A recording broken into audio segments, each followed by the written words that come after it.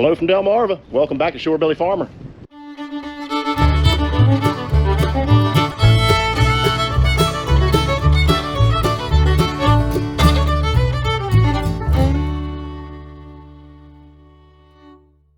Well, we had some hellacious wind last night. My weather station right there read somewhere around 50-mile-an-hour gusts. I don't know what it was at 70 feet, but it had to be enough to bend my antenna over. The mast bent right at the very top of the tower. So I'm just walking out here. I noticed it this morning. I'm gonna walk out here and just see, make sure there's nothing else wrong. Nothing I can do but replace the mast at some point. I don't have time to do it now. But that's a Schedule 80 mast. It's 3 inches in diameter and weighs, I don't know, 110 pounds. So we had some wind. Well, everything looks good other than the mast being broke, so that's good. But yeah, I don't know what it was at 70 feet, but this tower, this whole setup has been through a small F1 or F0 tornado before, so that went right over the house. I would say we probably had 70, 80 mile an hour winds up there. While I'm out walking around this morning, I figured I'd walk over here and dig up a little bit of corn and see what we got. This was planted 2 days ago. It was really warm until that cold front came through last night. Now it's like 51 degrees. Let's see what we got here.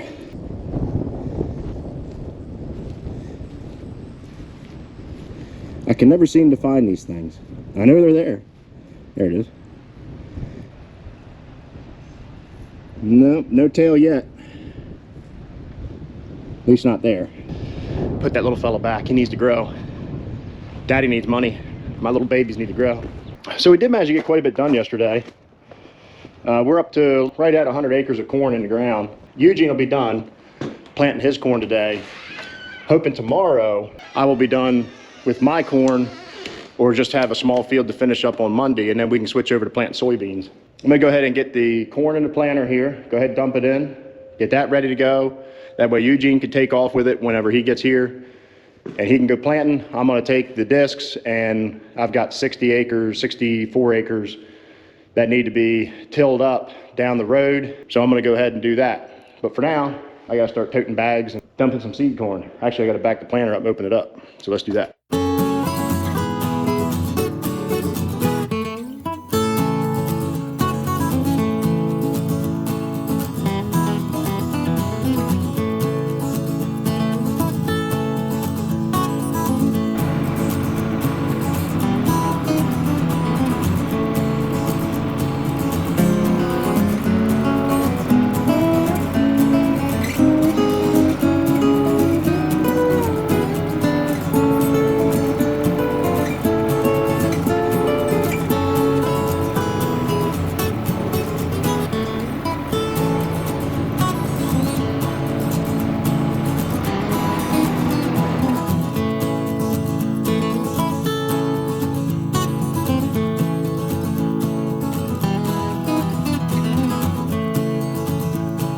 You're probably wondering why some of the seed is colored and not yellow. So this corn's got a couple things that are coated on it. You got fungicide, insecticide, nematicide, which is against nematodes, as a seed treatment. This is the sticker that came off the bag, and this tells you that it is a Roundup Ready corn. It's Roundup Ready 2, Liberty Link, and comes with these traits for corn borer, insect protection, acre mac, and this is the information on the corn. So there were 80,000 seeds in that bag, 95% pure seed.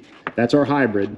1197, which has been a very good, actually the 1197 holds the world record right now for the most corn harvested in an acre. And you know, a lot of this is just information on the corn. 95% germination. It was grown in Iowa. They tested it in October of 2020. So yeah, that's just the information on the corn. If you'll notice, you probably wonder, well, why is it 95% pure seed? Well, by law, you have to have a refuge seed, which is a seed that is basically a sacrifice to the bugs, the insects, the animals. It is not treated, they get to eat it. And I'm not 100% sure, but I believe that's what the purple seed is. I don't believe that's a treatment other than a fungicide to keep it alive. And it's not treated with the insecticide. So that way the bugs have something to eat that we have to pay for, that they're gonna eat our other corn anyway. I don't know, it's government. Definitely don't eat it, don't put it in your mouth. And yes, I'm speaking to you, Tide Pod generation. This is not something you could be like, oh look, Mom, I'm having vegetables with my Tide Pods. Don't eat it. I don't know what more to say. I shouldn't have to explain that. Don't eat that. Maybe with milk.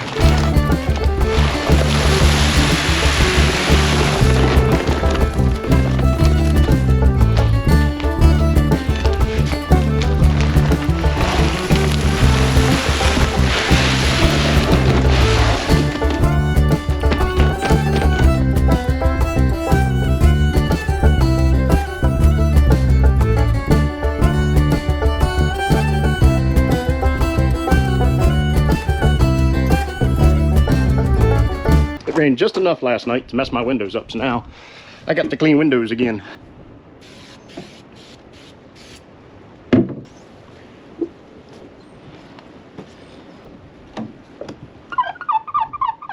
Check the Amsoil, see how it's doing. Wow, right where I left it. Tell you what, that Amsoil stuff, I'm pretty much sold on it. That motor oil's been in there for 60 hours. Yeah, 60 hours already. Hard hours. And it still looks brand new. It's not even darkened up yet. That's awesome.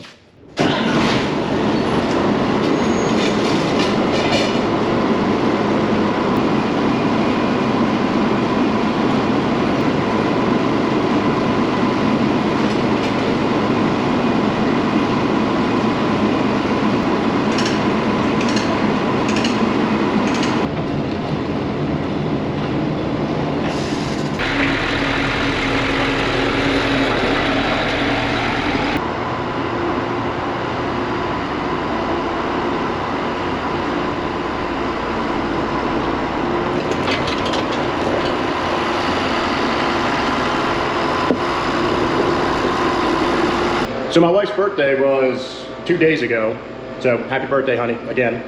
But she wanted an American flag, and she's also a Hawkeye from out in Iowa. She grew up just south of Chicago, then went to the University of Iowa for college. That's kind of what led us to meet. We both met in Korea. I was there as a military member, and she was there doing a day camp program as part of her college for extra credit. So here's a little background on Mr. and Mrs. Shorebilly. But anyway, I had this made for her to hang on the wall by a local craftsman who's right here on the Delmarva Peninsula. Now, I am in no way affiliated with him. I stumbled across him on Facebook, but I'm going to put a link in the description down below because he did a fantastic job. And I don't mind promoting people that do good work and they work with their hands. So I believe the gentleman's name is Lee. Lee, link in the description, sir, just for you. Thank you again. It was wonderful. More dino bones. Now's a good chance to go around and easily spin all the bearings on everything just to make sure. That's not spinning too good because we got dirt in the scrapers, but it is spinning. It is cold out here. It's like 52 degrees or something like that. It's cold. Corn ain't gonna like it. The sun's warm. Get the sunshine, you're good. All right, let's get set up for this farm. So as I'm learning more about how to run these Landall, the 7431 vertical tillage disc, I'm learning that yes, they recommend you pull it 8 to 9 miles an hour, something like that. But if you're not already in a very level field, pulling it fast is just going to exasperate the problem. So what I have been learning is that when you're in a field that you're bouncing around a lot, it's better to just pull it slow, 6.5, 7 mile an hour, which is still pretty quick for a disc. Do one good pass with it, get it all knocked down, smoothed out, and then if you need to do the second pass, then you can bump up the speed a little bit. So as I'm learning these things, the tool is starting to become more evident as to how to use it. However, I still don't know if it's going to suit the way we like to do our tillage. I'm going to try it on some bean ground that we have that has been burned down, the grass is killed, and I'm just going to run the land all over it. We're not going to do anything else, no chisel plowing, nothing. I am just strictly going to go out there, run the land all across it, and see how it does. I'm hoping that that's the solution because I really do like how the tool is built. There's two things we need to address with this tool, and that is the weight and trying to get some of that weight off of the wheels so it doesn't rut, because you can actually, if I look closely, you can see right where the wheels are because it doesn't fill it back in. Part of that's because it's soft ground. A little bit of learning curve, still yet to go. I don't think it's a problem with the Landau. I think it's a problem with how we're using it and how we're expecting it to work. We got to learn how it was meant to work. So we're still learning. We'll get there, I promise. And if we don't get there, well, then we should just hang it up. Maybe stop farming. Nah, can't do that. I got dirt on my fingernails. That never leaves.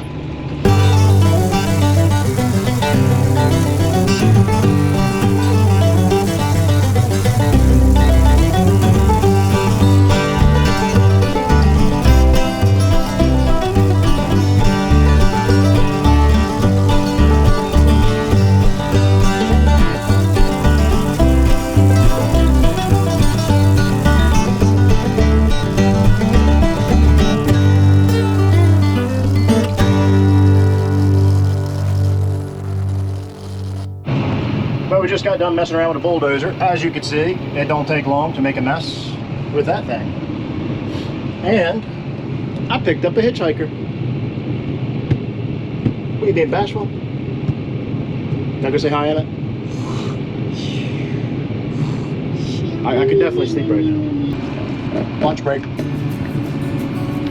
What are you having? What kind of sandwich? Looks like peanut butter and jelly. Not bad, not bad. Good choice. I'm having leftover pizza. You think we're going to hit this ditch up here? Yeah. You think we're going to go right into the ditch? Yeah. I'm definitely not going to be okay because you're not okay. Uh-oh. Uh-oh. Uh-oh. We got a problem. I can't stop. I can't stop.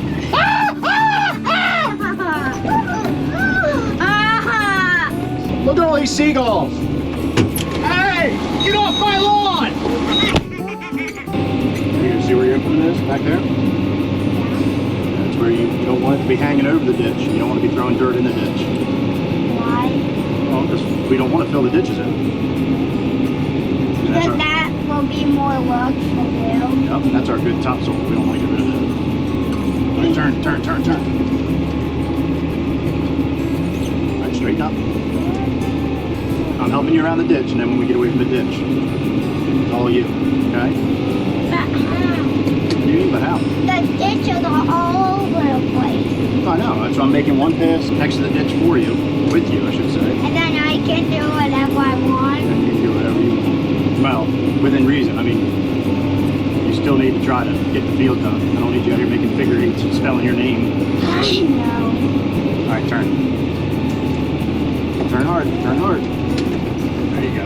You're gonna line up with this pass right here, okay? Straighten up. Straighten up, people.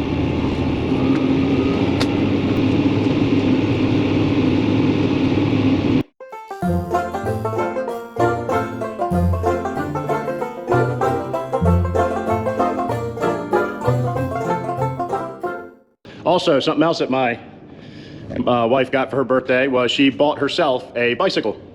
A nice orange bicycle. So since my wife got an orange bicycle, and like me, she's of European descent, she's full Czech. I mean, we're both so white, we're transparent. Is it wrong to want to call her creamsicle when she's riding an orange bike? Or does that just make her sound like a stripper?